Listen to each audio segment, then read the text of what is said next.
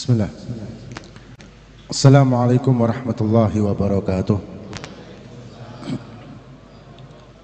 Alhamdulillah. Wassalatu wassalamu ala Rasulillah Sayyidina Muhammad bin Abdullah wa ala alihi wa sahbihi wa man wala amma ba'du. Alhamdulillah, kita pada sore hari ini bersama-sama diberi kesempatan oleh Allah Subhanahu wa taala. Kita berkumpul di tempat yang berkah, di bulan yang berkah, dengan acara yang berkah, acara khataman rutinan Majelis Muwasalah, yang moga-moga apa yang kita laksanakan, apa yang kita amalkan menjadikan hujjah bagi kita nanti di yaumil qiyamah, menjadikan kelayakan bagi kita untuk kita layak masuk dalam barisan Nabi kita Muhammad sallallahu alaihi wasallam. Dan alhamdulillah kita masih didampingi para guru-guru kita, para habaib kita, wabil khusus Habib Muhammad As-Segaf dan para guru dan para habaib yang lain. Moga-moga Allah Subhanahu wa taala memberikan beliau-beliau sehat afiah, panjang umur fi taatillah, hingga tetap bisa membimbing kita, bisa mengajarkan kita bagaimana cara untuk menjadi umat Nabi kita Muhammad sallallahu alaihi wasallam. Dan juga bagi Majelis Muwasalah, masyaallah tabarakallah, yang moga-moga selalu hadir di tengah masyarakat untuk menjalin ukhuwah Islamiyah dan juga silaturahmi terhadap para pemuka-pemuka agama, dan juga makin mempererat tali ukhuwah Islamiyah di antara kita semua. Ana ingat kita waktu di Tarim, kebetulan Ana di Tarim tahun 96 sampai 2003 awal-awal. Bu Umar ini selalu memerintahkan kita untuk khuruj dakwah atau keluar dakwah ke pelosok-pelosok.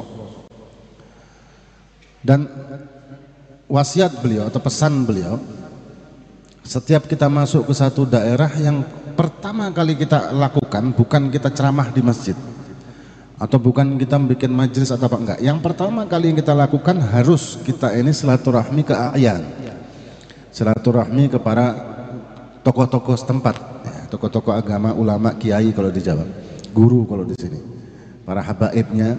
Wajib itu pertama. Minta izin, minta rukhsah, kita mau dakwah di daerah itu. Ini wujud dan bentuk dari akhlaknya Nabi kita Muhammad sallallahu alaihi wasallam. Dan kita juga diajari oleh guru kami Habib Umar, yang intinya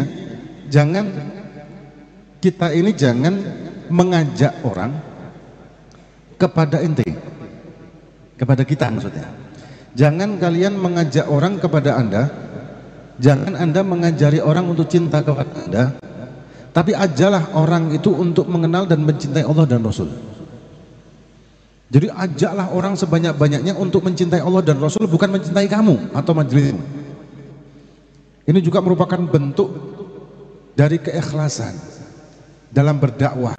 Karena tujuan dakwah ini bukan mengajak orang kepada kita atau memunculkan popularitas kita, atau supaya kita kenal, atau kita supaya mendapatkan tempat di masyarakat, enggak. Tapi supaya masyarakat mempunyai tempat di hatinya Nabi kita Muhammad SAW. Supaya orang umat Nabi mempunyai Nabi di hatinya. Karena sangat penting sekali kita sebagai umat Nabi ini punya Nabi di hati kita. Bukan hanya sekedar lisan dan pengakuan, bukan hanya sekedar sholawatan dan maulidan, tapi ada hati di dalam diri kita ini Nabi Muhammad SAW. Ada satu kisah ketika Siti Halimatus Sa'diyah datang ke kota Mekah untuk mencari adat pada waktu itu, mencari bayi-bayi Bani Quraisy, Bani Hashim terutama, dan Bani Quraisy yang lain, untuk disusuin dan dibawa ke desanya di Bani Sa'ad. Nah, Halimatus Sa'diyah ini waktu berangkat, karena orang miskin, memakai kendaraan keledai tua. Kalau sekarang mungkin mobil apa? Hah? Mobil apa yang namanya? Mobil kuno begitu ya. Mobil tua ya. Jadi terlambat terus dari rombongan, dari kafilah itu selalu terlambat. Selalu di belakang. Rombongan-rombongan yang lain kendaraannya bagus-bagus, kuda-kudanya bagus, ini bagus. Ini karena ketua. Akhirnya singkat cerita, ketika beliau kembali ke desanya bersama rombongan sambil menggendong bayi Nabi kita Muhammad SAW, tahu-tahu keledainya ini berubah drastis menjadi kayak habis di servis, habis di upgrade gitu ya, kencang larinya sampai ngelewatin rombongan yang lain, sampai rombongan itu mengatakan, ini kenapa keledainya, jangan-jangan kesurupan nih. Apa bahasa sini kesurupan itu? Kesurupan, kena kuyang ya betul. Jangan-jangan kesurupan nih keledainya. Mereka tidak tahu pada waktu itu kenapa dikatakan oleh ulama, kenapa keledainya langsung bergembira seperti itu. Karena keledainya menyadari ada manusia terbaik, manusia yang paling dicintai oleh Allah, manusia yang karenanya lah kita semua diciptakan, berada di gendongan ini ya, seorang wanita yang berada di punggungnya. Bayangin, bukan kanjeng Nabi kita duduk di atas keledai itu, enggak, tapi masih digendong sama Halimah, yang Halimahnya baru duduk di keledainya, enggak langsung, tapi begitu gembira.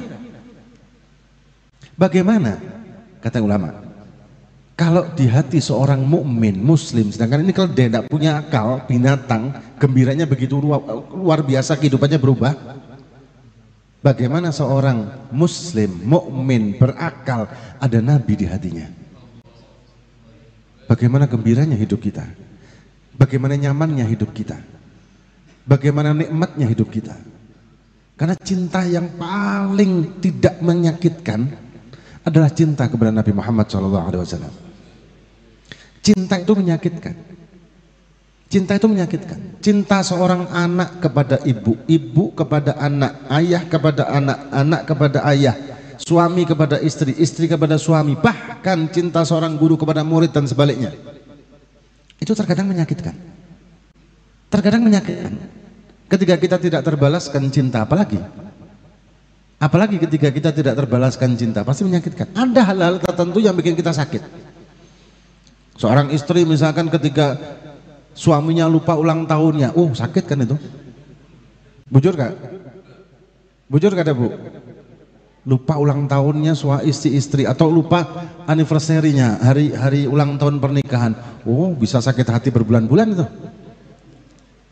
Apalagi musim sembelihan ini, kepingin intinya setiap cinta itu pasti ada momen-momen menyakitkan, kecuali ketika kita cinta kepada Nabi Muhammad SAW.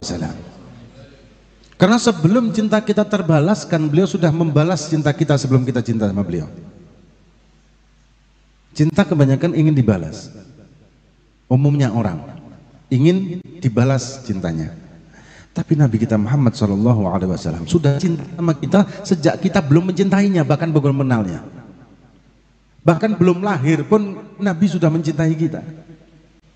Salah satu contoh cintanya Nabi ketika akhir umur beliau, beliau ini didatangi malaikat Israel, yang malaikat Israel ini pamit sama Nabi untuk mencabut nyawa Nabi kalau boleh. Kalau tidak boleh dia mau balik. Bayangin, cintanya malaikat sama Nabi luar biasa. Izin sama Nabi, rukhsah sama Nabi, boleh nggak? Dan Nabi mengiyakan. Nggak kayak kita gini. Kita ini malaikat Israel nggak pakai pamit, lewat udah ya. Izin, akhirnya diizini. Begitu dicabut nyawa roh mulia Nabi, begitu dicabut, Nabi kesakitan. Padahal malaikat Israel mencabutnya dengan sangat lembut. Ada satu logika oleh ulama, dilogikakan roh itu menyatu dengan jasad mulai sejak kita lahir, mulai sejak dalam kandungan. Dalam hadis Nabi umur 4 bulan sudah dimasukkan roh kan, itu sudah menyatu dengan tubuh kita, laksana seperti kayak kita memasukkan gelas dengan gelas. Ini masukkan begitu bertahun-tahun, hingga ketika akan mencabut atau melepas gelas tersebut membutuhkan, karena sudah lengket, membutuhkan usaha yang agak keras. Begitu juga dengan roh. Itu logika yang disampaikan ulama.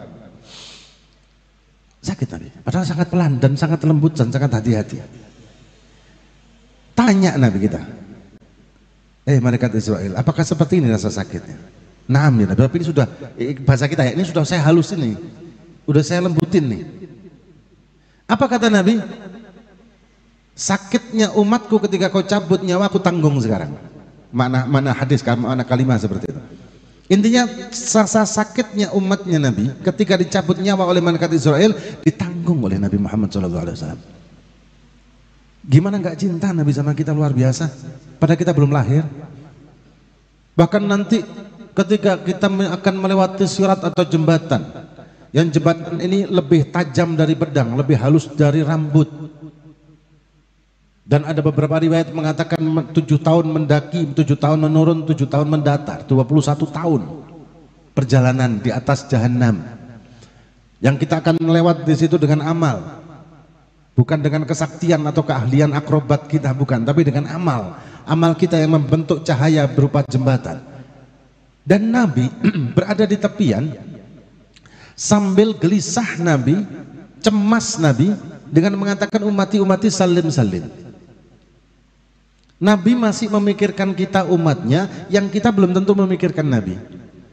Padahal Nabi sudah mempunyai kedudukan yang sangat luar biasa di sisi Allah, di surga yang tidak ada satupun yang mampu menyaingi kedudukan Nabi Muhammad SAW. Dan tidak boleh dan tidak halal surga dimasuki kecuali Nabi Muhammad yang masuk pertama. Tapi Nabi masih bingung umatnya. Dan kita tidak pernah bingung sama Nabi. Betapa cinta yang luar biasa. Maka itu ketika kita cinta sama Nabi, cinta kita tidak akan pernah tersakiti. Karena sebelum kita sudah dibalas cinta sama Nabi Muhammad SAW. Maka itu dengan majelis-majelis seperti ini, dengan pengajian-pengajian, majelis-majelis ta'lim, majelis-majelis ilmu, belajarlah kita untuk mencintai Nabi Muhammad SAW. Belajarlah kita untuk mencintai dengan mengenal Nabi Muhammad SAW. Kenalilah Nabi dari para guru-guru kita, dari para habaib kita, para ulama. Kenali Nabi hingga munculkan benih-benih cinta di hati kita. Karena ketika kita mengenal Nabi pasti muncul rasa mahabbah. Para sahabat cintanya sama Nabi luar biasa. Bahkan orang-orang kafir Quraisy tuh, Abu Sufyan, Abu Lahab, Abu Jahal, mereka ini bukan benci sama Nabi loh. Mereka ini cinta sama Nabi karena siapapun yang melihat dan memandang Nabi akan jatuh cinta. Cuman karena mereka ini takut kesaing, takut kedudukannya di masyarakat itu jatuh dengan Islam, karena Islam menyamaratakan, dan mereka tidak mau karena mereka merupakan bangsawan, mereka merupakan orang-orang tokoh-tokoh di situ, hingga mereka tidak mau kekayaan mereka hilang, tidak mau kedudukan mereka hilang, maka mereka memusuhi Nabi Muhammad SAW bukan karena benci sama Nabi. Kalau cintanya cinta, kalau cinta sama Nabi, cinta mereka sama Nabi. Tapi karena itu hawa nafsunya. Dan tidak ada satupun makhluk yang telah pernah bertemu sama Nabi kecuali jatuh cinta sama Nabi Muhammad SAW. Dan ini sedikit banyak, moga-moga Majelis Muashalah tetap selalu mendampingi kita dan selalu menjadikan kita ini orang-orang yang mampu mengenal Nabi Muhammad SAW. Dan moga-moga akan ditumbuhkan oleh Allah rasa cinta kita kepada Nabi kita Muhammad SAW.